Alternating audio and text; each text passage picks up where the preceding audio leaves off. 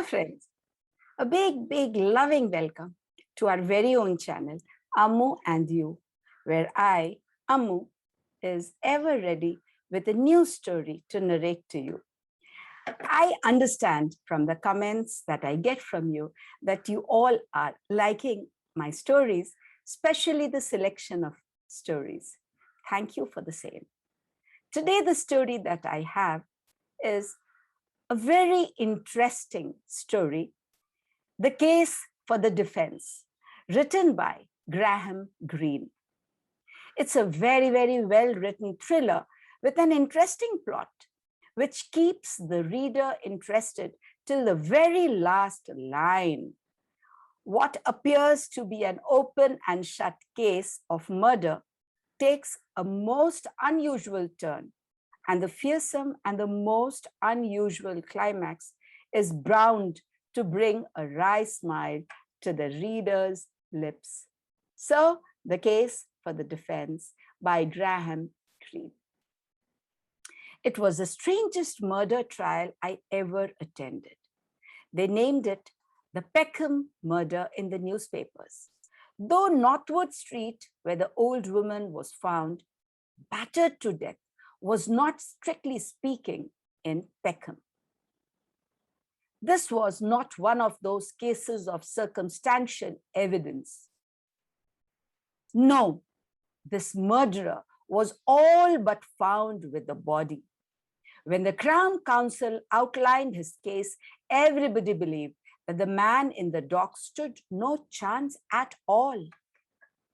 He was a heavy, stout man with bulging, bloodshot eyes. All his muscles seemed to be in his thighs. Yes, an ugly customer one. You wouldn't forget in a hurry. And that was an important point. The Crown proposed to call 4 witnesses who hadn't forgotten him. They had seen him hurrying away from the little red villa in Northwood Street. The clock had just struck 2 in the morning. Mrs. Salmon in 15 Northwood Street had been unable to get sleep.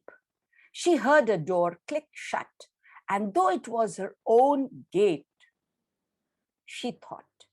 So she went to the window and saw Adams. That was his name, on the steps of Mrs. Parker's house. He had just come out and he was wearing gloves. He had a hammer in his hand. The fatal instinct that tells a man when he is watched exposed him in the light of the street lamp to her gaze. Henry McDougall, who had been driving home from Benfleet, had nearly run Adams down at the corner of Northwood Street. Adams was walking in the middle of the road, looking dazed. Old Mr. Wheeler, who lived next door to Mrs. Parker at number 12, was wakened by a noise like a chair falling through the thin as paper villa wall. He had got up and looked out of the window, just as Mrs. Salmon had done. He had seen Adams' back, and as he turned, those bulging eyes. His luck was badly out. He might as well have committed the crime in broad daylight. I understand, the counsel said, that the defense proposes to plead mistaken identity. Adam's wife will tell you that he was with her at 2 in the morning on February 14. But after you have heard the witnesses for the Crown and carefully examined the features of the prisoner, I do not think you will be prepared to admit the possibility of a mistake. It was all over, you would have said, but the hanging. After the formal evidence had been given by the policeman who had found the body and the surgeon who examined it, Mrs. Salmon was called. She was an ideal witness with a slight Scotch accent and her expression of honesty, care, and kindness.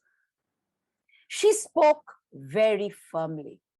There was no malice in her and no sense of importance at standing there in the central criminal court with a judge in scarlet hanging on her words and the reporters writing them down. Yes, she said, she had seen him, and then she had gone downstairs and rung up the police station. Thank you, Mrs. Salmon. Counsel for the defense rose to cross-examine. If you had reported as many murder trials as I have, you would have known beforehand what line he would take. And I was right up to a point. Now, Mrs. Salmon, you must remember that a man's life may depend on your evidence. I do remember it, sir. Is your eyesight good? I have never had to wear spectacles, sir. You are a woman of 55, 56, sir. And the man you saw was on the other side of the road? Yes, sir. And it was 2 o'clock in the morning? You must have remarkable eyes, Mrs. Salmon. No, sir. There was moonlight. And when the man looked up, he had the lamplight on his face. And you have no doubt whatsoever that the man you saw is the prisoner? I couldn't make out what he was at. He couldn't have expected any other answer than the one he got. None whatever, sir. It isn't a face one forgets.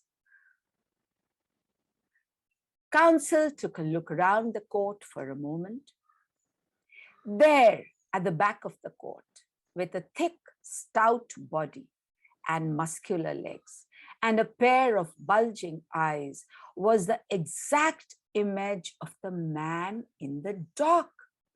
He was even dressed the same, tight blue suit and striped tie. Now think very carefully, Mrs. Salmon. Can you still swear that the man you saw drop the hammer in Mrs. Parker's garden was the prisoner and not this man who is his twin brother? Of course she couldn't. She looked from one to the other and didn't say a word. There the big brute sat in the dock with his legs crossed, and there he stood, too, at the back of the court, and they both stared at Mrs. Salmon. She shook her head.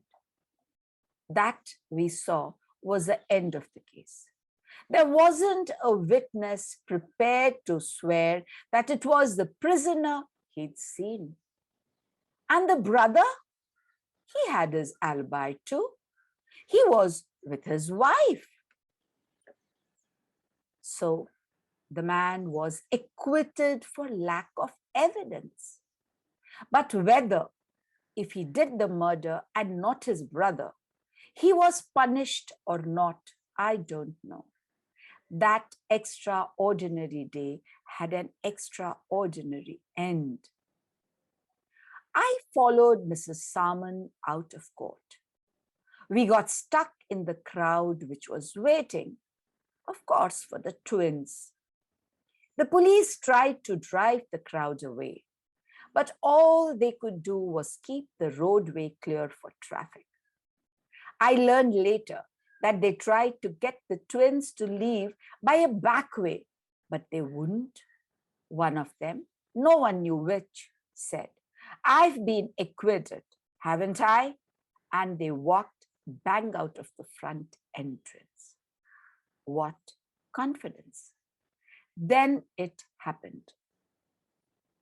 I don't know how, though I was only 6 feet away.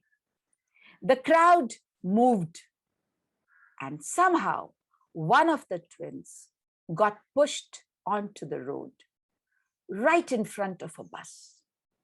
He gave a squeal like a rabbit, and that was all. He was dead. His skull was smashed, just as Mrs. Parker's had been. Divine vengeance? I wish I knew. There was the other Adams, getting on his feet beside the body and looking straight over at Mrs. Salmon. He was crying, but whether he was the murderer or the innocent man, nobody will ever be able to tell. But if you were Mrs. Salmon, could you sleep at night?